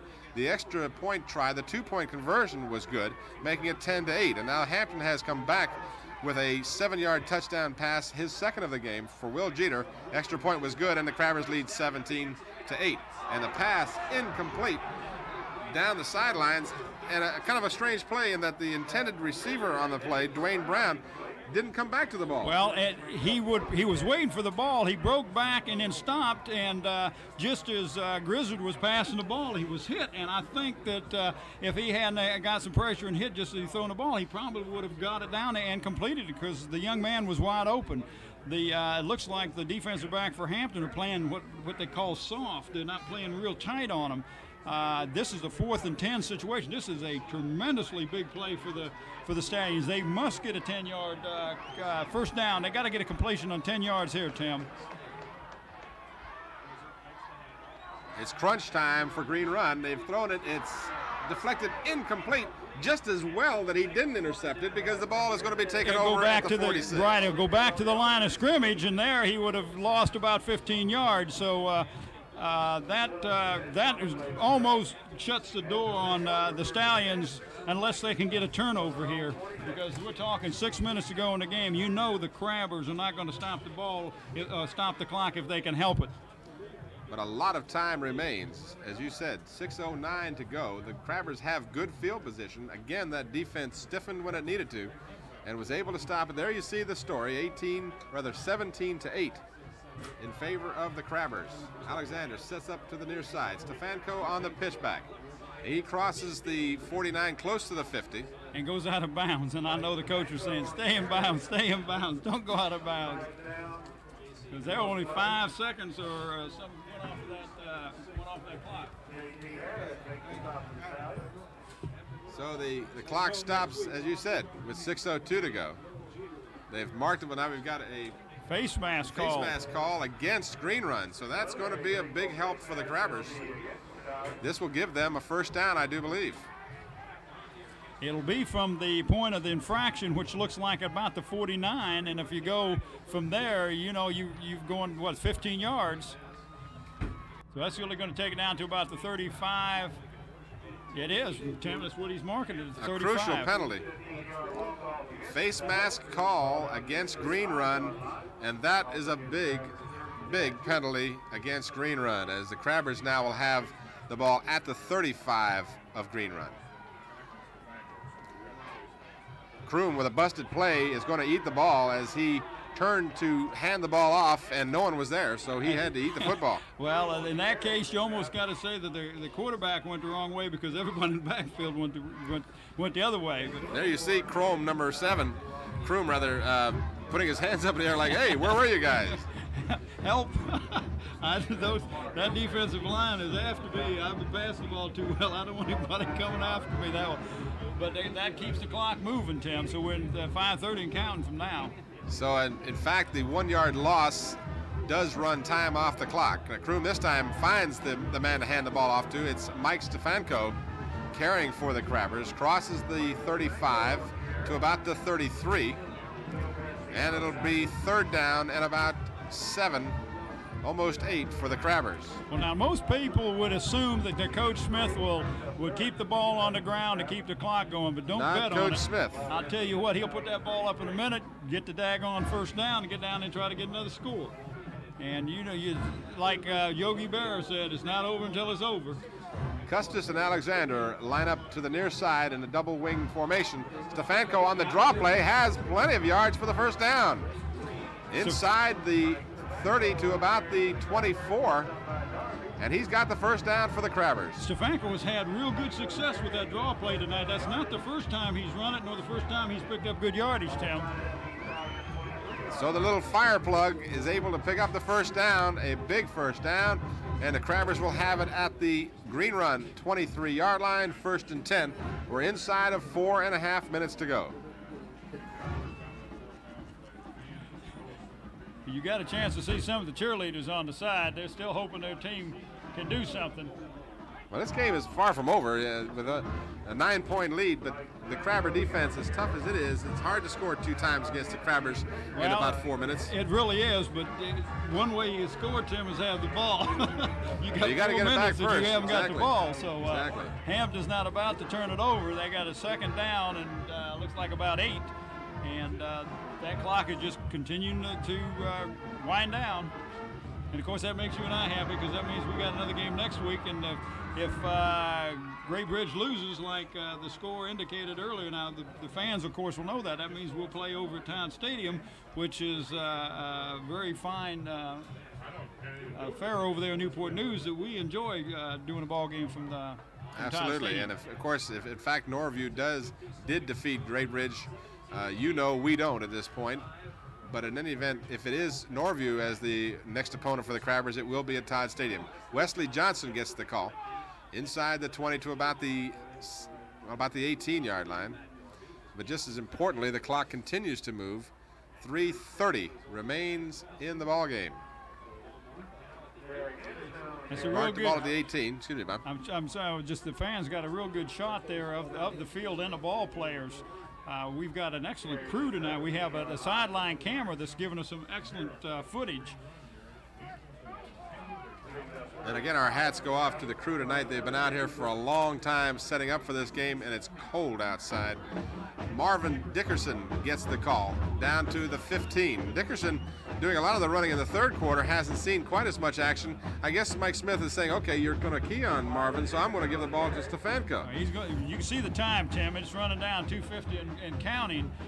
It's 4th down and a 2, and I look for Mike's not. I don't look for Mike to even try to kick the field goal here. I look for him to try to get a 1st down. As long as you've got the ball, they can't score. What you may in fact see, and they're going to call timeout. I was going to say they might in fact run the clock down to the point where they'd get a penalty. They're not really concerned about the yardage at this point. They're at the 15 of Green Run. Just as importantly, they don't want to stop that clock, but they had to. And in this case too, thinking the way Mike Smith thinks, and I'm trying to get into his head when I talk to him, you got a 4th and about 2, and of course if you get the 5-yard, then you got a 4th and 7. It's much harder possibility to pick up the 1st down, and Mike wants to pick up the 1st down. Now he just may fool everybody here and go for the touchdown and try to slip Jeter or one of his wide outs into the end zone.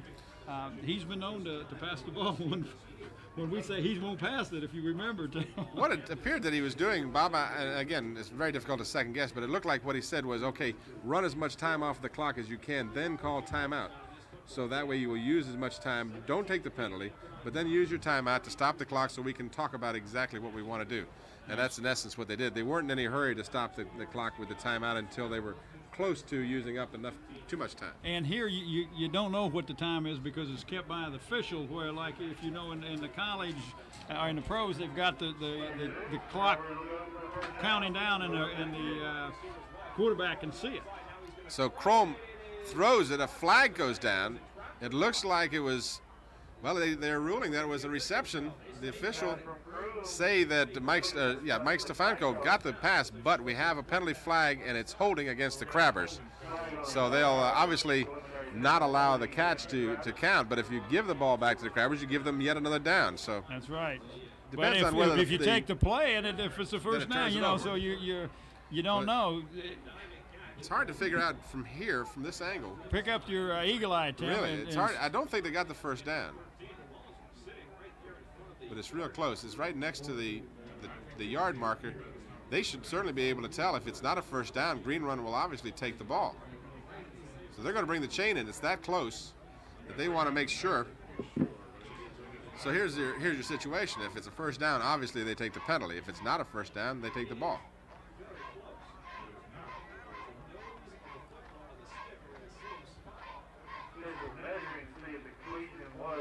Well, they say, I think, that it's going to be an inch or two short. If that's the case, then the ball would go over to the Stallions, and they would take over offensively. But look where they are as field position goes. Well, the referee is going to tell us now.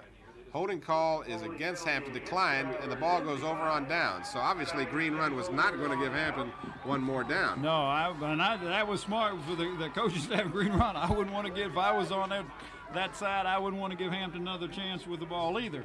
Now we got 2:26. The Stallions got to come up with two scores. Seems pretty far-fetched that they'll get that, Tim. I have to take my hat off to the Hampton Crabbers. They come out and just dominated this game from the go. They had a letdown there in the third half when third quarter when Green Run moved the ball down and scored. It's a great situation now. The Green Run team has to get a score. Close to the 20-yard line. Carrying the ball is Derek Henderson for Green Run. Well, what Green Run did that time is they put out 3 wide receivers, 2 on one side, 1 on the other side, and they tried to pump a guy through on the run. Of course, the only problem with that is then the clock continues to run. We're under 2 minutes to go. And now we have encroachment as one of the linemen for Hampton jumped and got into that neutral zone. So he jumped offside, and it's going to be 5 yards marked against the Crabbers before the ball was even snapped. Yeah, and that is really kind of a silly penalty at this point because the clock is running, and you just let the clock run and you don't try to do anything. You know the guy is going to go back to pass, and he was just trying to get a little jump on and anticipate the snap so he could put some pressure on the quarterback. Because that gives him a first down, Tim. First down is exactly right at the 25. Only 1:47. The clock is restarted.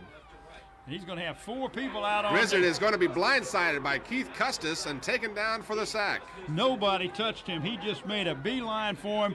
He had 2 wide receivers on the right side, 1 on the left, and then he put a man in motion. So he was flooding the zone over on the right-hand side, but there was nobody going to block on the left side, and Custis just went right in there and blindsided him. Clock moving inside of 1:20. Grizzard is again sacked, and this time it will be 3rd down and long. Let's see, I was going to say about 30. It's 28 yards. There you see on the scoreboard clock, 1:09 remaining, 17-8. The Crabbers pretty much wrapping this game up, and they have really come back strong after struggling. They're obviously losing 2, barely beating a very poor Menchville team that had not really done anything all year. They barely beat them 7-0, then lost 2 in a row, but have come back. They beat Warwick, they beat Bethel, and now they're going to be victorious here against Green Run and move on to the winner of the Great Bridge Norview game. And yes, and I tell you what, Tim, is why Grizzard is having such a bad time passing. He can't get any protection because Hampton, the line not even thinking run. They're just thinking pass, and they're rushing the passer. And, of course, when you can tee off like that, it's hard to hold a man out.